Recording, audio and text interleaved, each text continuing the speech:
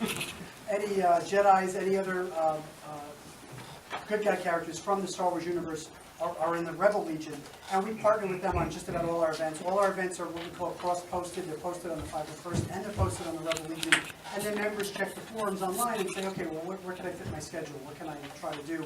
And they sign up and say, okay, I'm going to be at this event, I'm going to be at this event, and we maintain. I'm the event coordinator for Long Island, so I maintain the events for the 501st Legion. And then anything we get in, we also pass off with permission from the organizers to the Rebel Legion and see if there's any interest from the Rebels. I find it exciting when we had like the Cradle of Aviation last week. We had 25 people in costume, about half, almost right down the middle, was half Jedis and X-Wing pilots, and half Stormtroopers, and Kylo Ren, and a couple of other cool characters.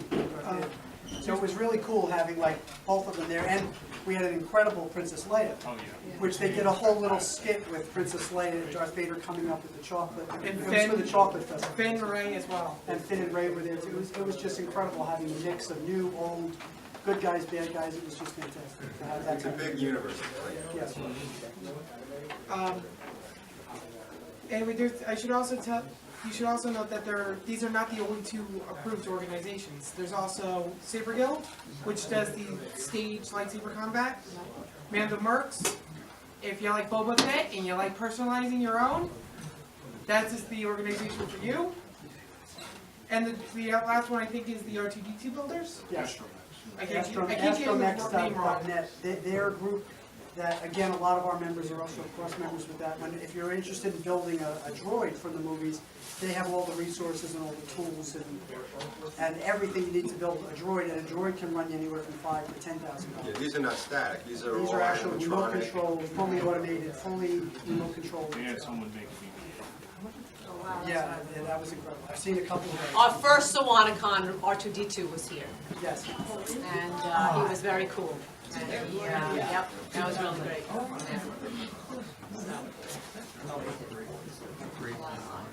Yeah. Any other questions? How long did it take to make the R2D2 can take months, and it's not only, it can even actually take years. One of our guys, Richard Quester, who was the guy who came at that one, he does it like crazy. He's built about 4. Wow. And he just goes crazy. And he's very mechanically inclined, he's very electronically inclined, so he can whip these out like this. The problem you have to wait for it, if you ever check out that site, astromex.net. What? The domes and the different parts, some of them you have to wait for weeks or months for a particular maker to send you your dome, and they can run just the dome alone can be $800 just for the dome. And when I say the dome, I mean just the metal cutout. You still have to put all the pieces in, and the eyes, and the plates that are the moving pieces, the wiring. all of that stuff still has to be done. Just certain parts are just very, very prohibitively expensive. A lot of the vendors who make these parts, they only may do 1 or 2 runs, what we call a run a year.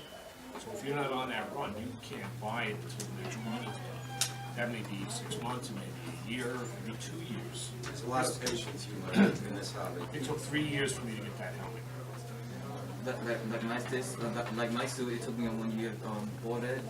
Is it like one vendor designing a specific costume, stormtrooper, and the Force Awakens armor, everything you name it. It took some member. It took me 2 years, 3 years. Mine it took me 1 year. I got that last year in December. That's why we stay off the runs. Yeah. You have to pre-order. You have to pre-order. You have to be waiting online. Once you pre-order, there's like 10,000 fans, non-member, member.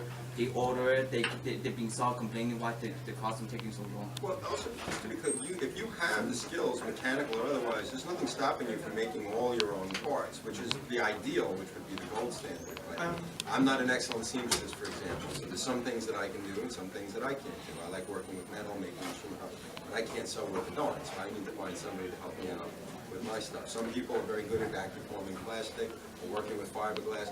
You can do as much or as little as you want with this. There's as much flexibility and creativity as you have. And the resources are around. That's the brilliance. That you can get all the resources, reference photos, patterns for the different costumes. If you know somebody who can sew, you can get a pattern for the exact costume, get it to your measurements, and you have like a perfectly movie accurate costume.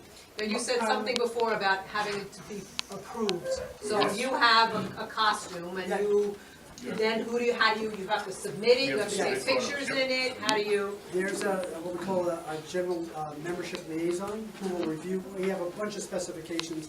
You start off with the 501st site. They have something called the costume reference library. It's all pictures of every angle, what you need to have included with that costume for approval, what that piece has to look like, down to every little part. And then, if you can do that and get all that stuff together, you take a bunch of photos from every angle, you submit them to your local garrison, and the GML looks it over and says, okay, you need to change this, you need to change that. It's a very helpful process. When I first submitted mine, I had a few little things. They said, change your gloves, make sure this is tucked in the right place here. They gave you little tips, and then you take the photos again, resubmit them, and once you're approved, that's it. You can come to any of our events, you can come to any of the approved events, you just sign up on the forms and show up. And we ask that you maintain that. We've had, a couple of guys whose stuff starts falling apart or it starts looking shabby. We have to maintain that standard. You have to continue to look like that every troop you do. And if anything breaks, you got to try to replace it before you go to your next troop. So not only do you have to have it approved initially, you have to maintain it and make sure that you're up to a certain standard. Or you could get, in trouble within the club or get on suspension from doing troops until you fix whatever it is that you need to fix. And that's where detachments also come in. Yes. Detachments are a great resource. You're working on your costume, you say, okay, how do I look now? You post a picture on the forum, they go, oh, your chest box, these pieces are wrong, you gotta replace them, or your belt box, this is wrong, it's gotta be replaced. They're a great resource, they're help. Just, a lot of people get offended, oh, you don't think my costume's good. No, we're trying to help the people make that costume better. We're trying to give you the best representation from the media we can. And there's also, on most costumes, there are 3 levels of the costume. You have your basic approval, your second tier, and your third tier. Third tier is being, you stepped off the screen. You used all the same parts. You're uber accurate. You can't get any more accurate. And for that, it sometimes is things with mistakes, like in the movie, they painted their handguards and the paint would come off. This is like the uber level, movie accurate gloves that have the paint. You're level 3 on this. Yes, a couple of parts right now are not Right. 100%. I'm a level 3 Beta. This isn't, but I have a level 3 officer. Yeah, he has a level 3 also. So it's attainable. It's easy. It takes time and resources and Being tracking OCD and type A things. helps.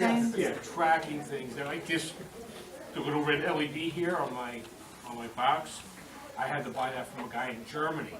But because that guy doesn't ship to the United States, I have to contact a friend of mine in England to buy it and then ship it to me.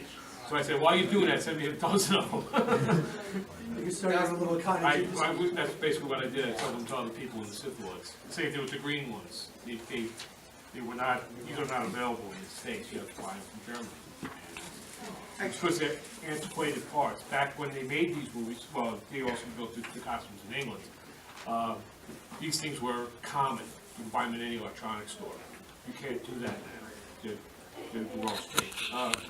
Lightsaber. Believe it or not, this is a camouflage. That was its original life. Like Yep. when they first made them, they built them out of like flashes and Yep. stuff like that. This would have had a dish on the It top. would have had a dish up on top with a flash bulb inside, and the guy would hold it, it would be connected by a wire to the camera, or it would be connected to the camera or on a stand, but this was the flash. It held 3D batteries, and it's incredible. You cannot buy one of those flashes now. You cannot find one. You can find them on Very, eBay for very, $2,000. very, very rare They're very can you rare. find them. And when they do, he says they go for a ton of money. I know a place that has one and won't sell it to me because it's a camera shop. He says, you're not turning it into a lightsaber. I'm not going to let you do it. So. Movies are made differently now. Now there's no reason to kit back. Right. Back then, they would just find a box of parts and let's put this together and make something. Now with 3D printing and CAD design, there's no reason to have to do that unless you really want to. You can design anything you want in software and then just have it printed or made, so you don't have to go through that as much. Like the customer, me and Shane were wearing like a knocking off. Okay.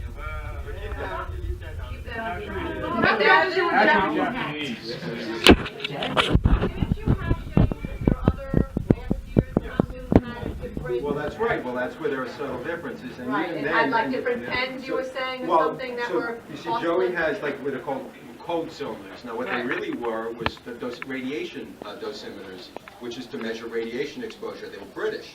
And there's 3 different models that were used on screen, but you would never know that unless you're us. So each costume and the ranks, the red and the blue, each rank has its own meaning. So each costume, even if, like, somebody will say, oh, you're a green guy, you're a black guy, but even then, there's differences between each one, whether you're having 2 or 1 and 1 or red and green. But these are the things that keep me up at night. This is what defines what's screen accurate versus not. But yeah, so this costume, you take off some parts, you swap out for a few other parts, and I'm a whole different person. I wish life was like that. Even things like the weapons in the movie, these are the blasters that you see the stormtroopers have, and actually some of the officers actually have them. This was just a Sterling submachine gun that was very common in the British Empire at that time. They had tons of them from military stores. It was from World War II, and they had tons of them laying around. So all they did was put some furniture stripping on it, put a scope from an M83 Sherman tank scope. They put a counter that would be used to it's an electronic counter that would just count how many people went through a turnstile. And they stuck it on here and made it look like some kind of, futuristic blaster. Now, some guys in the club have perfected ways of making exact duplicates. They take a cast of the one with all the parts on it, and they cast it in this very special rubber. It's the same rubber they use on movies. Whenever you see a gun in a movie, it's usually made of this specialty rubber called hyperfilm. And if you want to pass this around, this is one solid piece of rubber, and this is basically relatively indestructible. So most of the stormtroopers, their go-to weapon is one of these because it's light. The real weapon weighs about 8 pounds. This one only weighs like less than a pound. So for trooping all day with this, you can actually hold that, look 100% accurate, and it's really just a giant hunk of rubber that's really detailed. We will be keeping track of that. Please don't try to kill the person next to you. If you do, you get extra credit for today. Really? Welcome to the dark side! But you can see the detail on that is incredible. They make almost exact replicas that are just one giant piece of rubber in a very stiff, they call it hyper-firm rubber. Again, it's the same rubber they use to make props on movies that look realistic, and then they can drop them on the ground or hit somebody in the head with them, and they wouldn't hurt anybody because it's just rubber.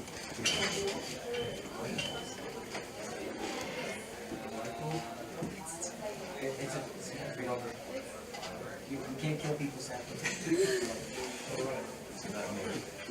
Not today. Anybody else have any other questions? Any other questions? Since there's so many movies, which of the saga, what are your favorites? Mine, personally? Well, okay. Everyone's gonna be Some of it has to do with, I'm a little bit closer in age to Ron, so I was 9 when the original trilogy came out, so that sort of has cemented a certain place and memories in my psyche. When the prequels came out, I think like Chris, I was very excited. Of course, I was a little bit older, so my expectations were different. Learned to handle disappointment well, and then I thought, well, okay, before this series just gets ruined entirely, because some of it is, is childhood memories that everybody sort of cements as core memories. For me, it was Empire Strikes Back. I'll never forget my father standing in the rain with me for 3 hours, which you would never do today, because you would buy tickets ahead of time online and you get reserved seats. We didn't do that then.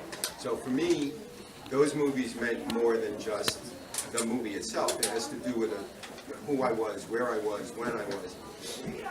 The new movies that are coming out, any Star Wars is good Star Wars. I like some of it more than others. I'm sure your prequels are, some people love them because that's the time that's what they grew up with. So it really depends. For me, it was Empire Strikes Back. It's mine too. Yeah. Well, objectively, I think it's probably, arguably, the best reviewed movie as just. But it also means more, and I think, obviously, this is all very personal to each of us, so each one of us probably would have a different answer, and it would mean different things, not just because of the movie, but because, that's where I met my wife, but that's, that's why I got divorced. The man I was standing next to there, that was David Prowse. He was Darth Vader. And I was just the Emperor standing next to... He's the Darth Vader. You can't go back. No, I can't. That's a cycle. If I may say something? No. Shut it, Vader! Alright, tall, dark, and wheezy. Should be quiet.